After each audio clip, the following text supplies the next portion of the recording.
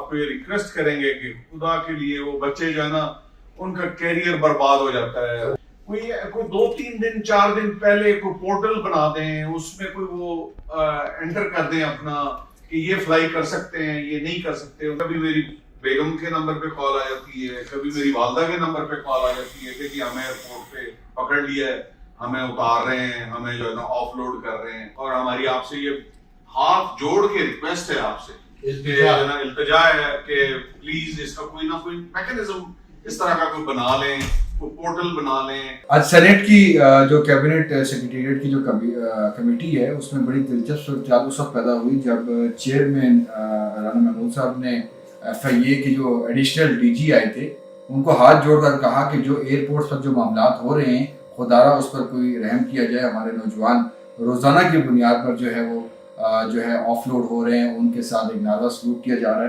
تو رانا صاحب آپ نے جو ایڈیشنل DG صاحب بیٹھے ہوئے تھے اور ہم نے ویڈیو بھی ریکارڈ کی ہے، تو یہ صرف ملتان میں ایشو آ رہا ہے، پورے پاکستان میں ایشو آ رہا ہے؟ ذرا تھوڑا سا تفصیل سے ذرا اس پہ اگر روشنی ڈال سکیں. دیکھیں اس میں نا بہت زیادہ پریشانی آ رہی ہے، اسٹوڈنٹس کو بھی آ رہی ہے، اور جو بھی بیرون ملک جانا چاہتا ہے نا، اور میں خود بھی جانا چاہتا ہوں نا، اگر میں یہ تعارف نہ کراؤں کہ میں سینیٹر ہوں تو شاید مجھے بھی آف لوڈ کر دیں. تو بڑی کمپلیکیٹڈ صورتحال بن گئی ہے. تو میں سمجھتا ہوں کہ ایسا میکنزم بنا دیا جائے، ایسا کوئی پورٹل بنا دیں، ہفتہ پہلے 10 دن پہلے جس نے سفر کرنا ہے وہ FIA کو سبمٹ کر دے اپنی ساری چیزیں، وہ ان کو اوکے کر دیں کہ ہاں یہ جا سکتے ہیں تو ان کو جانے دیا جائے. اگر وہ خدا نخواستہ ان کا کوئی پرابلم ہے تو ان کو بتا دیا جائے کہ یہ مسئلہ ہے آپ کا، آپ اس کی وجہ سے نہیں جا سکتے.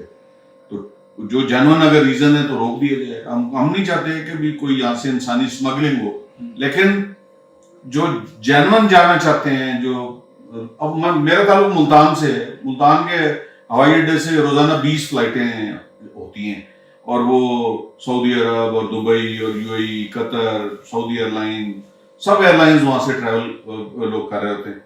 روزانہ وہاں سے آف لوڈ ہو رہے ہوتے ہیں لوگ، ان کو مسائل آ رہے ہوتے ہیں. میں تو خود وہاں پہ خیر انہیں ذاتی طور پہ ریکویسٹ کر لیتا ہوں، اور ذاتی طور پہ وہ مسئلہ حل بھی کر دیتے ہیں. FIA کے دوست ہمارے، ہم ان کے شکر گزار بھی ہیں.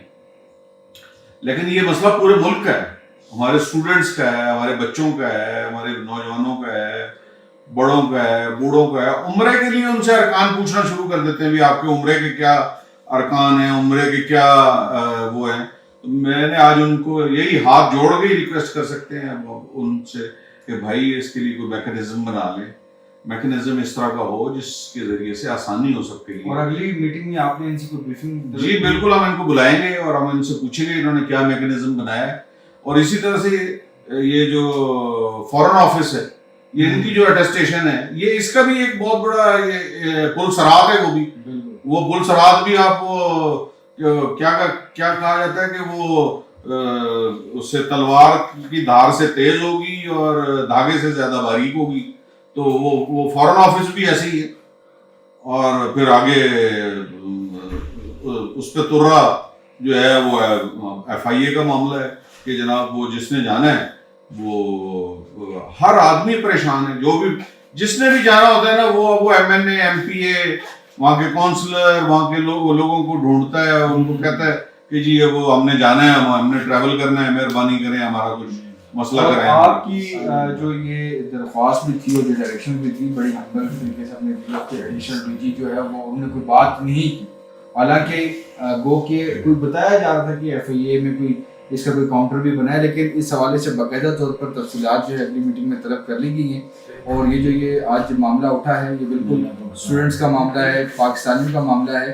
اور اس سے نہ صرف ان کو جو ہے جو آف لوڈ کی سٹیمپ لگتی ہے، بلکہ آگے بھی ان کے لیے بہت زیادہ پرابلمس جو ہے وہ کریٹ ہو جاتی ہیں. تو اگلی میٹنگ میں جو ہے اس پر مزید جو ہے وہ چیزیں جو ہیں وہ سامنے آئیں گی اور کوئی اہم ڈائریکشن دی جائے گی.